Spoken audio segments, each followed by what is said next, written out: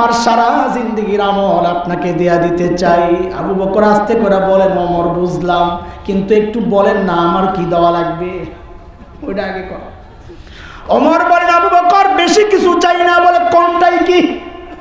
বলে আবু বকর ওই যে হিজরতের সময় নবীর সাথে সাউর গুহায় 3 দিন লুকায়া ছিলেন আবু বকর, ওই 3 দিন আমারে দিয়ে দেন ভাই, আমি আমার সারা জিন্দেগির আমল আপনাকে দিয়ে দিব। কয়দিন? মাত্র।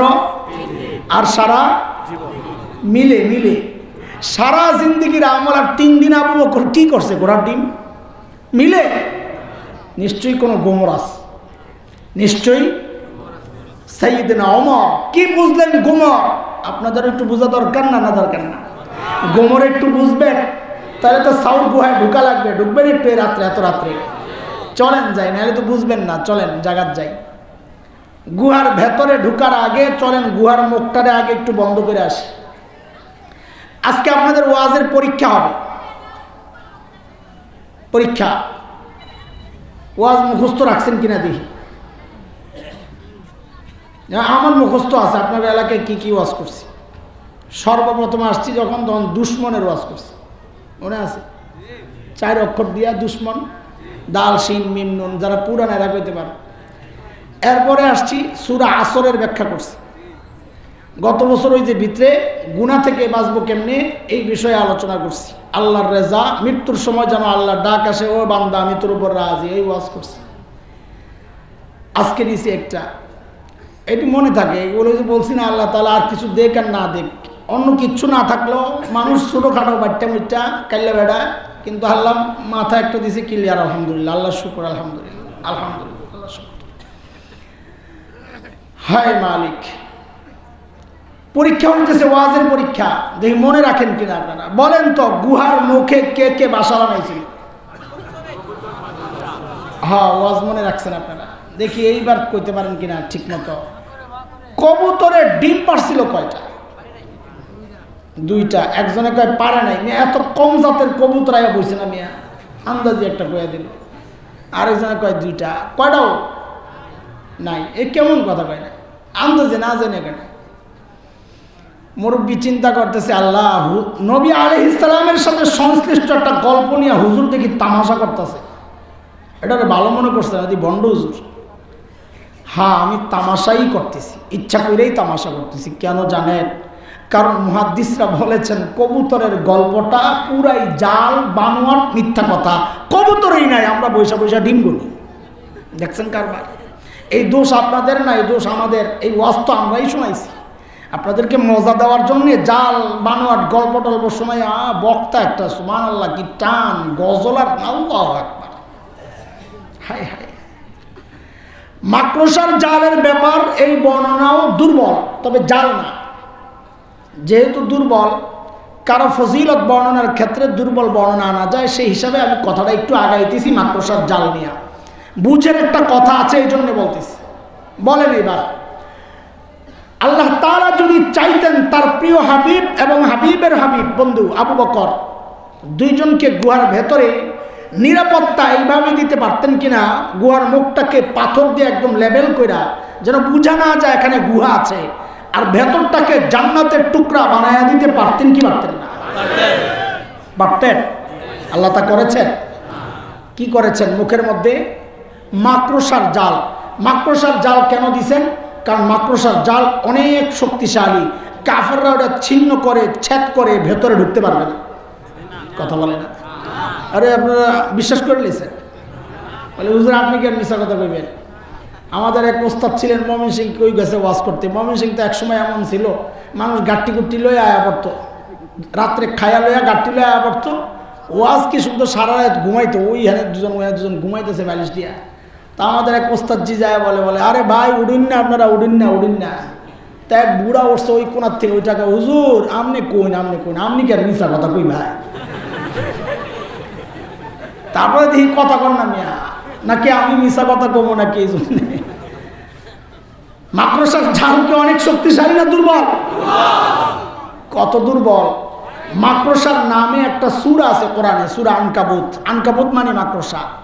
ওই সূরার মধ্যে আল্লাহ কি বলেছেন জানেন?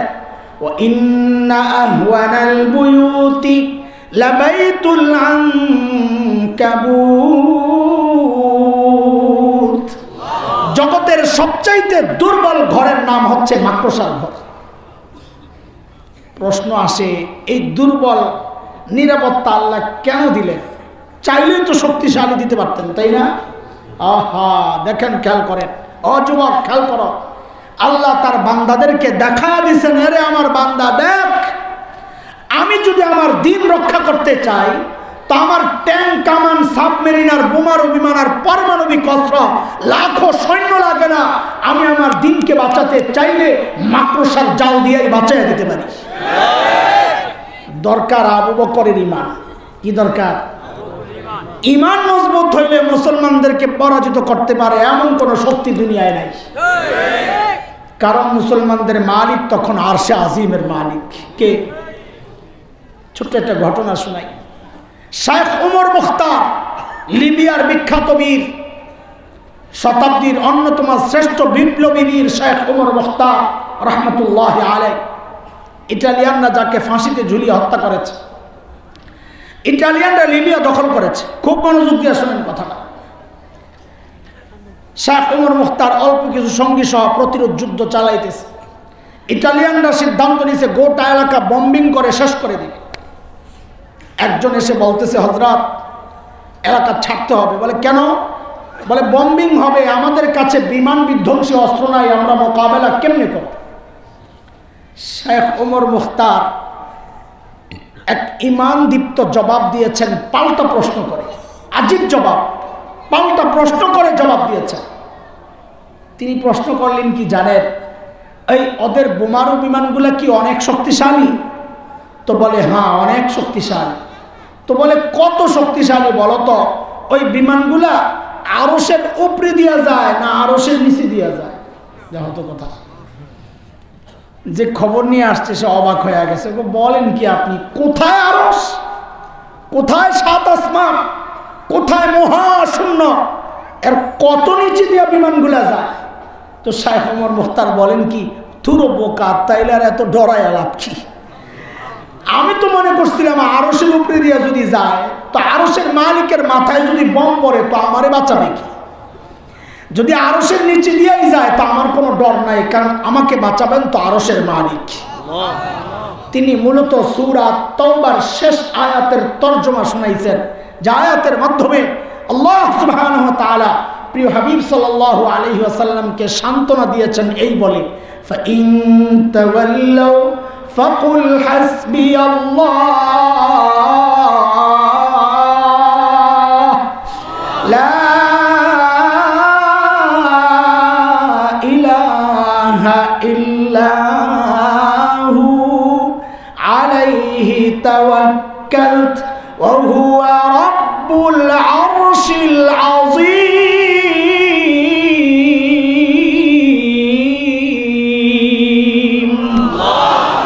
নবী, আমার দুনিয়ার মানুষ যদি আপনাকে পিঠ দেখায়, আপনি বলে দেন তোদের দরকার নাই, আমার জন্য আরশের মালিক যথেষ্ট। এখন তো আরশের মালিক মারা গেছে, অসুস্থ, হসপিটালে ঘুমায় আছে। আগের মতোই, যদি আগের মতোই থাকে, যার আরশের মালিক আছে, মনে রাখো তার পরাজয় নাই ইনশাআল্লাহ। সাইয়েদনা আবু বকরের কোলে মাথা নবী আরাম করতেছিলেন গুহার ভেতরে। ঘুম থেকে উঠে নবী আবু বকরের চেহারার মধ্যে দেখেন চিন্তার ছাপ। আবু বকর পেরেশান। নবী জিজ্ঞেস করলেন, ও আবু বকর, আপনি এত চিন্তিত কেন? আবু বকর বলেন, ইয়া রাসূলুল্লাহ, ওই যে গুহার মুখের দিকে তাকায়া দেখেন, কাফেররা ঘুরতেছে মুখে। বলে, লাউ আন্না আহাদাহুম ইয়ানজুরু ইলা কদামাইহি, তাদের যে কেউ একজন গুহার মুখের দিকে তাকানোর দরকার নাই, যদি নিজের পায়ের দিকেও তাকায় তাও তো আমাদেরকে দেখে ফেলবে। নবী সান্ত্বনা দিচ্ছেন, ও আবু বকর, আপনি ভেবেছেন কি হ্যাঁ এই গুহার ভেতরে খালি আমি আর আপনি, আমাদের সাথে বুঝি আর কেউ নাই? না আবু বকর, না, আমি আর আপনি একা না, আমাদের সাথে গুহায় আল্লাহ আছেন। আল্লাহু আকবার। আল্লাহ তাআলার নবীর এই সান্ত্বনার বাণী এত পছন্দ হয়েছে, এত পছন্দ হয়েছে, আল্লাহ কোরআনুল কারীমের সূরা তাওবার একটা আয়াতের টুকরা বানায়া নাজিল করে দিয়েছেন। আল্লাহ কি বললেন নবীর বক্তব্যটা? আল্লাহ বলতেছেন ইযহুমা ফিল গার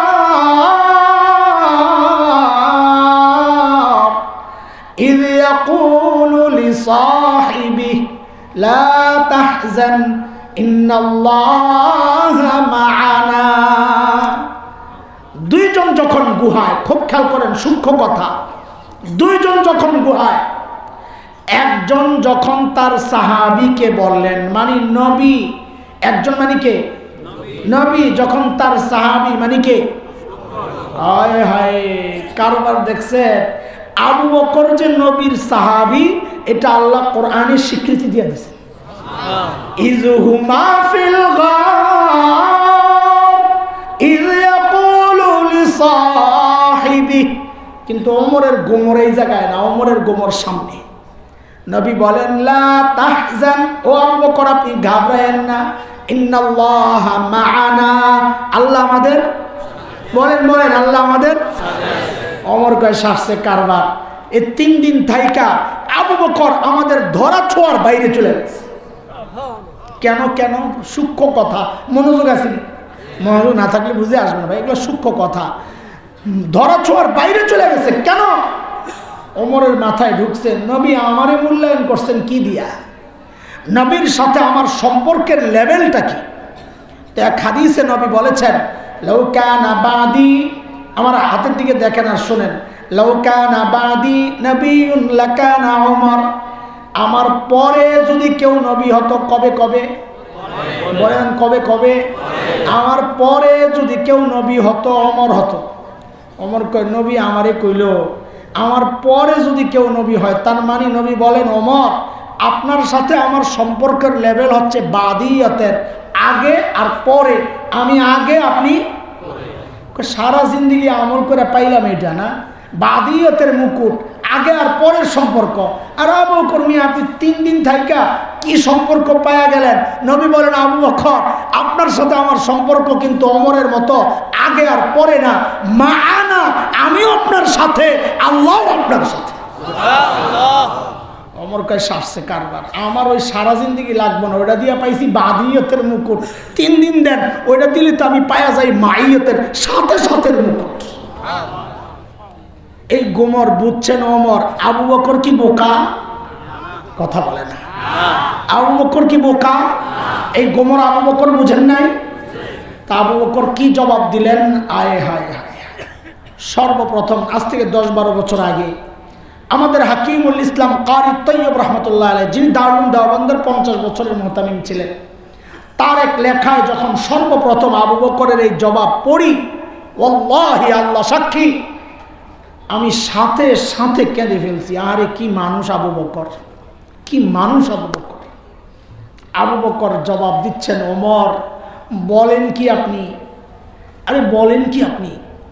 এই 3 দিন যদি আপনারে দিয়ে দেই তো আমার আর সালাম পুঁজি থাকি কি? আমি তো ভাই জীবনে কিছু করতে পারি নাই, এই 3 দিনই তো আমার পুঁজি।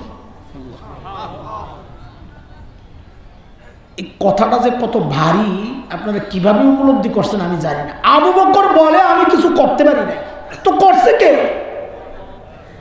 আবু বকর যদি কিছু না করেন তো করলো কে? কি করেন নাই আবু বকর নবীর জন্য? কি করেন নাই? হিজরতের রাতে নবী আলাইহিস সালাম যায় খালি দরজায় টোকা মারছেন, আবু বকরের ঘরের দরজায় খালি টোকা মারছেন, সাথে সাথে দরজা খুলে গেছে। নবী তো অবাক হয়ে গেছে, আরে আবু বকর আপনি ঘুমান নাই? আপনি ঘুমান নাই?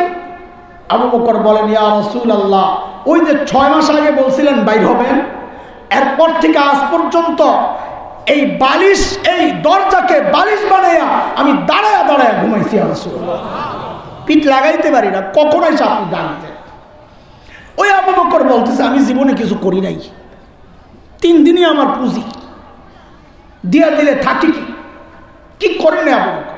ধনী আবু বকর একদম নিঃস্ব হয়ে গেছে। মসজিদে নববীতে আবু বকর বসে বসে কাঁদতেছেন, ও আল্লাহ ও আল্লাহ। সাহাবীরা কয় দেহি তো আবু বকর কি চায় আল্লাহর কাছে, কাছে যায় শুনি কি জানেন, আহারে আবু বকর, আহারে আবু বকর, কি মানুষ এটা। কাছে যায় শুনে আবু বকর দোয়া করতেছে, ও আল্লাহ আপনার নবীর দিলের মধ্যে ঢুকায়া দেন, নবী আবু বকরের মাল আপনার মাল, আপনি আবু বকরের কাছে চাইয়েন না, না চাইয়েই খরচ করেন কেন? আপনি যখন চান আবু বকর দিতে লজ্জা পায়, কারণ তখন আবু বকরের হাত উপরে যায়, আপনারটা নিচে থাকে, আবু বকর সইতে পারেন। আল্লাহ আপনি নবীর দিলে ঢুকায়া দেন, আপনি চাইয়েন না, লয়া লজ্জা লাগে। আর ওই আবু বকর আমি জীবনে কিছু করতে পারি না। তবুকের যুদ্ধ, নবী আলাইহিস সালাম চাঁদা চেয়েছেন, কার কাছে কি আছে নিয়ে আসো। ওমর তো আজকে মহা খুশি, কেন? আবু বকর আজকে আপনারে হারানোর একটা সুবর্ণ সুযোগ। কেন? চাঁদার ব্যাপার আসছে, আপনি দিবেন কি? ঘোড়ার ডিম, ঘরে তো নাই কিচ্ছু আপনার। ওমরের ঘরেও তো অনেক কিছু আছে, ব্যাপারটা এমন না, তবে আবু বকরের চেয়ে বেশি। ওমর দৌড়ায় গেছেন বাড়িতে, যা ঘরে যা ছিল সামান সব একসাথে করছেন, কইরা দুই ভাগ করছেন। দুই ভাগ করে এক ভাগ ঘরে রেখে আসছেন, আর এক ভাগ গাট্টি করে কান্দে করে নবীর দরবারে নিয়ে আসছেন, ইয়া রাসূলুল্লাহ আমার চাঁদা। নবী জিজ্ঞেস করতেছেন, ওমর কি আনছেন? বলেন কি জিজ্ঞেস করছেন? এটা মনে রেখেন, এটা এই কথার মধ্যেই রহস্য। ওমর কি নিয়ে আসছেন? বলেন কি জিজ্ঞেস করছেন? হযরত ওমর বলেন, ইয়া রাসূলুল্লাহ ঘরে যা ছিল অর্ধেক নিয়ে এসেছি। কি আনছে? এই যে বিশাল গাঠটি, অর্ধেক নিয়ে এসেছি। এইবার ওমরও অপেক্ষা করে, আবু বকর আসেন। ওমরের ভাবটা এমন আজকে, আমি বলতেছি এটা ভাবটা এমন, আজকে একটা স্লোগান হবে, জিতিল রে জিতিল, ওমর জিতিল, এমন একটা স্লোগান লওয়ার ভাবলে বলিস। হায় হায় হায়, নবী অপেক্ষা, আরে আমার আবু বকর কি আনে, নাই তো কিচ্ছু। সাইয়েদনা আবু বকর আসতেছেন, নবী তাকায় আছে, হাতের মধ্যে ছোট্ট একটা পোটলা, ছোট্ট পোটলা। রেওয়ায়তের বাকি অংশগুলো দুর্বল, আমি আগেই বলিনি, কেউ ভুল না বুঝি, খেয়ানত করবেন আপনাদের সাথে, যা যেটা যে জায়গায় আছে ওইটা বলে দিব। দুর্বল, তবে দুর্বল মানি বানানো হাদিস না, বর্ণনাকারীর কেউ একজন দুর্বল ছিল আর কি, রেওয়ায়ত ঠিক আছে। সাইয়েদনা আবু বকর আসতেছেন, হাতে ছোট্ট একটা পোটলা। রেওয়ায়তের 8 পিস মিলাইলে মনে হয় ওই পোটলার ভেতরে গায়ের জামা কাপড়গুলা। প্রশ্ন আসবে, তাহলে আবু বকর পড়ছেন কি? এই কথাটাই দুর্বল, এই জন্য আগে বলে নিছি, ভেঙে নিছি। পড়ছেন কি? বলে ঘরে একটা চাটাই ছিল চট বিছানোর জন্যে, সাইয়েদনা আবু বকর ওইটারে গায়ে জড়াইছেন, খেজুর গাছের কাঁটা দিয়া বুতাম বানাইছেন। নবী আলাইহিস সালামের সামনে পেশ করছেন, ইয়া রাসূলুল্লাহ আমার চাঁদা। আল্লাহর হাবিব জিজ্ঞেস করতেছেন, আবু বকর ঘরে কি রাইখা আসছেন? কি জিজ্ঞেস করছেন? ওমরকে কি জিজ্ঞেস করেছিলেন? ওমর কি নিয়ে আসছেন? ওমর কয় অর্ধেক আনছি। আবু বকরের বেলায় নবী প্রশ্ন ঘুরাইয়া দিয়েছেন, ও আবু বকর ঘরে কি রাইখা আসছেন? ওমর কয় গেছি, আমি আজকেও হেরা গেলাম। কেন? আমাকে যেই প্রশ্ন করছে নবী, আবু বকরকেও যদি একই প্রশ্ন করতো তা আমি জিতে যেতাম। কি নিয়ে আসছেন? নিয়ে আসছি এই যে যা দেখেন তা। ওমর কইতো আমার গাঠটি বড়, কিন্তু জিজ্ঞেস করছেন কি আবু বকর রে ঘরে কি রাইখা আসছেন? ওমর কয় আমি তো অর্ধেক রাইখা আসছি, আবু বকর কিছু রাইখা আসছে বলে মনে হয় না। কি জবাব দিলেন আবু বকর? আরে আবু বকরের জবাব পরে শোনো, আগে আবু বকরের ছোট্ট মেয়ে আসমার জবাব শোনো। ও ভাইরা শোনো, আসমাও তোমাদের মতো একজন মেয়ে ছিল, তাও ছোট্ট বাচ্চা। হিজরতের সময় নবী আর আবু বকর তো চলে গেছে। আবু বকরের বাবা হযরতে আবু কুহাফা তখনও মুসলমান হন নাই, তিনি মক্কা বিজয়ের দিন মুসলমান হয়েছেন। ছেলের সাথে সম্পর্ক ছিন্ন, ওই ঘরে যায় না হযরতে আবু কুহাফা। কিন্তু আবু বকর যখন চলে গেছে, এখন তো ভিতরে জ্বলতেছে নাতিপুতি নাতিপুতি, আরে না খায় না জানি মরতেছে। আবু কুহাফা অভিমান ত্যাগ করে আবু বকরের ঘরে আসছে। আবু বকর তো নাই, গেছে গা। ডাক দিয়া হযরতে আসমারে ডাক দিছে, ছোট্ট আসমা, দাদু ভাই, বাবা তো মনে হয় ঘরে কিছু রেখে যায় নাই, কি লাগবে আম্মুকে জিজ্ঞেস করো, আম্মুকে জিজ্ঞেস করো কি লাগবে। হযরতে আসমা ছোট্ট বাচ্চা জবাব দেয়, দাদু ভাই আপনি টেনশন করেন না, আব্বা যাওয়ার সময় ঘরে যথেষ্ট পরিমাণ রেখে গেছে। ছোট্ট বাচ্চার জবাব। আবু কুহাফা চলে গেছে। কিছু দূর যায় আবু কুহাফার মনে আসছে, আরে আমার ছেলে আবু বকরকে আমি চিনি, সে যেই লেভেলের পাগল, এই পাগল আবার ঘরে যথেষ্ট পরিমাণ রেখে যাবে না রে, কথার মধ্যে কোনো ঝামেলা আছে। আবু কুহাফা আবার আসছে, আয়েশা হযরত আসমাকে ডেকে জিজ্ঞেস করতেছে, দাদু ভাই বুঝলাম যথেষ্ট পরিমাণ রেখে গেছে, একটু বলো না কি রেখে গেছে, একটু বলো না কি রেখে গেছে। ছোট্ট আসমা জবাব দেন, দাদু ভাই আব্বা যাওয়ার সময় ঘরে আল্লাহ আর তার রাসূলকে রেখে গেছে, ওইটাই আমাদের জন্য যথেষ্ট, আর কিচ্ছু লাগবে না, আর টেনশন করেন না। ছোট্ট বাচ্চার জবাব যদি এই হয় তো বাবা আবু বকরের জবাব কি হইতে পারে? আল্লাহর হাবিব যখন জিজ্ঞেস করলেন আবু বকর ঘরে কি রেখে আসছে, সাইয়েদনা আবু বকর জবাব দেন, ইয়া রাসূলুল্লাহ আসার সময় ঘরের বেড়াগুলো থাপড়ায়া থাপড়ায়া আসছি। কেন? বলে মাঝে মধ্যে সুই গেঁথে রাখতাম, সুই থাপড়ায় আসছি যেন ঘরে একটা সুই পর্যন্ত থেকে না যায়, ওই সুইটা যেন আমার কোনো মুজাহিদ ভাইয়ের কাজে আসে। ওগো আল্লাহর হাবিব আসার সময় ঘরে একটা সুই পর্যন্ত রেখে আসি নাই, কেবল আল্লাহ আর তার রাসূলকে রেখে আসছি। সাথে সাথে জিবরাইল আমিন হাজির, নবীকে সালাম দিয়ে বলতেছেন, ইয়া রাসূলুল্লাহ আল্লাহ আবু বকরকে সালাম পাঠাইছেন। আর আবু বকর কত বড় মানুষ, আল্লাহু আকবার। কয়টা বলবো, রাত শেষ হয়ে যাবে আবু বকরের প্রসঙ্গ যদি বলি, দরকার নাই। চলেন ওই বুড়ির বাড়ির সামনে যাই, মনে আছে কোত্থেকে আনছি? ওমর যখন জিজ্ঞেস করলেন, ও আবু বকর এই গভীর রাতে আপনি কেন আসছেন? আবু বকর এই কাজগুলো আমাদেরকে দিলে হয় না রে ভাই। আবু বকর কি জবাব দিলেন দোস্ত? বলেছিলাম যে আবু বকর মানুষ কত বড়, ওই হিসাবে জবাবটা চিন্তা করেন। আমি আর আপনি এই জবাব দিলে এত আলোচনার বিষয় ছিল না, কিন্তু জবাবটা কার? আবু বকরের। ওজন বেশি তো জবাবেরও ওজন বেশি।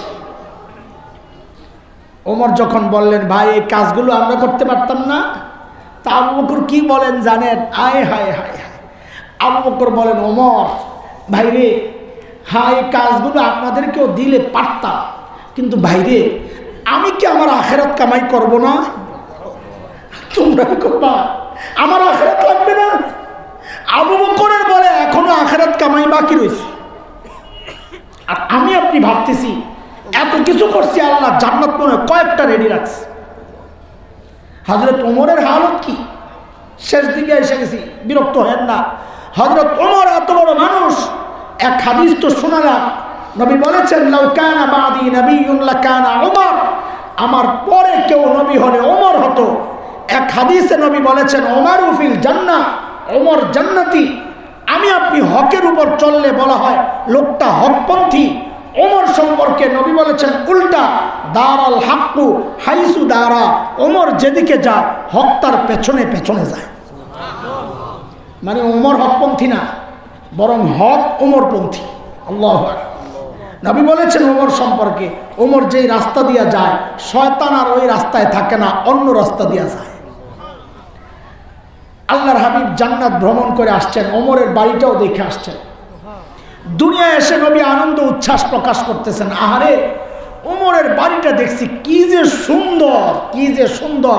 আমার মন চাইছিল আমিও একটু বাড়িটার ভেতরে ঢুকি, কিন্তু বাপরে ওমরের যে গায়রত, ওমরের যে আত্মমর্যাদাবোধ, প্রেস্টিজ, যদি ওমর মাইন্ড করে এই জন্য আমি ঢুকি নাই। মুফতি তকি ওসমানী লেখেন, এই কথা শোনার সাথে সাথে সাইয়েদনা ওমর হাউমাউ করে কান্না শুরু করছেন। আবিকা গিরতু ইয়া রাসূলুল্লাহ, আপনার সাথেও আমার আত্মমর্যাদা বোধ। কি বলেন ওগো আল্লাহর হাবিব, আপনি একটু ঢুকলেন না কেন? ঢুকলেন না কেন? এই ওমর এত বড় মানুষ ওমর, অথচ আখিরাতের ফিকিরের অবস্থা কি ছিল? সাইয়েদনা ওমর জীবন সায়ান্নে আবু লুলু মাজুসির ছেলে বিষাক্ত খঞ্জর দিয়া ফজরের নামাজের সময় ওমরের পেটে যখন ছুরি চালায়, নাড়ি বুড়ি বের হয়ে গেছে, কাপড় দিয়া পেঁচায়া হযরত ওমরকে শোয়া দেওয়া হয়েছে।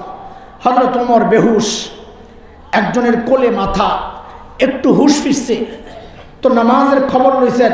একজনের কাপড় টাকানোর নিচে ছিল, ওই অবস্থায় কাপড় উঠাইছেন। এরপর হযরত ওমর কি করলেন, আহারে জান্নাতি ওমর এরপর কি করলেন, মাথাটাকে নিয়ে মসজিদ নববীর ফ্লোরে রাখছেন। ও দোস্ত জবাব দাও, ফ্লোরটা কি ছিল? পাকা? কথা বলেন। টাইলস করা, মোজাইক করা, কি কি? মাটি। মাটি। এত বড় ওমর, জান্নাতি ওমর, আয় হায়, ওমর নিজের মাথাটা নিয়ে জমিনের উপর রাইখা গালগুলাকে মাটির সাথে ঘষেন আর কান্দেন, ঘষেন আর কান্দেন আর বলেন, ওয়াইলুল লাকা ইয়া ওমর ইল্লাম ইয়াগফির লাকা রাব্বুক। ওমর, তোমার রব যদি তোমাকে ক্ষমা না করে, ওমর তোমার জন্য কিন্তু ভয়ঙ্কর বিপদ অপেক্ষা করতেছে। কোথায় ওমর, কোথায় আমরা, কোথায় আবু বকর? এত বড় মানুষ আবু বকর, অথচ আখিরাতের ফিকির কেমন ছিল? আবু বকর নির্জনে দূরে চলে যেতেন, একা একা যায় চিৎকার করে করে কাঁদতেন আর বলতেন, ইয়াবনা আবি কুহাফা, এরে আবু কুহাফার বেটা, তুই মানুষ কেন হইছস? তুই মানুষ কেন হইছস? এখন আল্লাহর আদালতে কেমনি হিসাব দিবি? আবু বকর কান্দে। আবু বকর গাছ দেখলেই কাঁদতেন, গাছের পাতার দিকে তাকায়া তাকায়া কাঁদতেন আর বলতেন, ইয়া লাইতানি কুনতু ওয়ারাকা মিনাশ শাজারা তুদাক অতুকাল। হায়, মানুষ না হয়ে যদি গাছের পাতা হইতাম, জীবজন্তু আমার চাবায়া চাবায়া খায়া ফেলতো, আমার আর আল্লাহর আদালতে হিসাবের জন্য দাঁড়াইতে হইতো না। কোথায় আবু বকর? আরে এমন চিন্তা তো হওয়ার কথা আমার মতো জালিমের। অথচ আমি তো বটে, অধিকাংশের মুখের দিকে তাকাইলে মনে হয় না মানুষটার আখিরাতের ফিকির আছে, ভয় আছে। কেন রে ভাই, কেন? আমি জিজ্ঞেস করতে চাই, কেন কেন এমন হয়ে গেল? আরে কে আমাকে আর তোমাকে গ্যারান্টি দিল যে আমাদের মৃত্যু যন্ত্রণা হবে না? আরে ওমর তো গ্যারান্টি পাওয়া মানুষ, ওমর ফিল জান্নাহ। আমাকে তোমাকে কে গ্যারান্টি দিছে যে আমাদের কবরের আযাব হবে না? কে গ্যারান্টি? আবু বকর তো গ্যারান্টি পাওয়া মানুষ, আমাকে তোমাকে কে গ্যারান্টি দিল যে আমরা জান্নাত পাওয়া যাবো?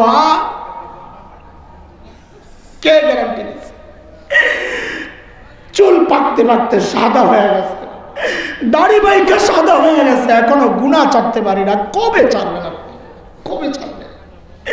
এর যুবক ভাই, তোর পাটা দে, একটু হাতটা রাইখা আমি অনুরোধ করে যাই, গুনাহ ছাড়, গুনাহ ছাড়। আখিরাতের জন্য প্রস্তুত হ, যে কোনো মুহূর্তে ডাক আসতে পারে। আরে কে জানে এই মজলিসেও এমন মানুষ আছে যার কাফনের কাপড় দোকানে আইসা বলছে। এমনও তো হইতে পারে কালকে খবর পাইতে পারো বয়ান করে গেছে মাওলানা হাসান জামিল তো দুনিয়ায় নাই। কোন ভরসায় বসে আছো?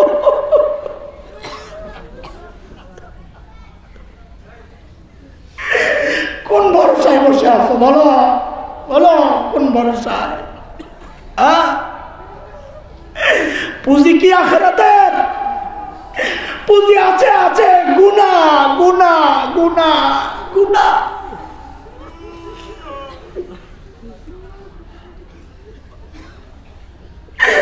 ওই গুনার বস্তা নিয়ে মালিকের সামনে কেমনে দাঁড়াবা? কেমনে দাঁড়াবা? বলেছিলাম মজলিস শেষ করার আগে, শুরুতে, আজকের মজলিসের পর যদি জীবন চেঞ্জ না হয় তা আমি ব্যর্থ, আমি বুঝাইতে পারি নাই। ও ভাই, এই মজলিস থেকে প্রতিজ্ঞা করো, কালকে থেকে গুনাহ করব না, এই মুহূর্ত থেকে গুনাহ করব না ইনশাআল্লাহ। বলো ইনশাআল্লাহ। গুনাহ হয়ে গেল, গুনাহ রাখবো না ইনশাআল্লাহ। তওবা করে সাফ করে ফেলবো ইনশাআল্লাহ। মালিকের সাথে মুআমালা পরিষ্কার করে ফেলবো ইনশাআল্লাহ। ঠিক আছে ইনশাআল্লাহ। আমি দোয়া চাই। আজকে তো অনেক ঝক্কি গেছে, জুমা, এরপরে বয়ান, এত এত বয়ান, গতকালকে অনেক বয়ান করতে হয়েছে, অসুস্থ হয়ে গেছি। দোয়া চাই। আরও অনেক ঝামেলা আছে যেগুলো সবার সামনে বলাও যায় না, অনেকে জানেন। আল্লাহ তাআলা যেন আমাদের সবাইকে সব রকমের ঝামেলা থেকে মুক্ত রাখেন এবং আল্লাহ সবাইকে সুস্থতার নিয়ামত দান করেন, আমিন। ওয়া আখিরু দাওয়ানা আলহামদুলিল্লাহি রাব্বিল আলামিন।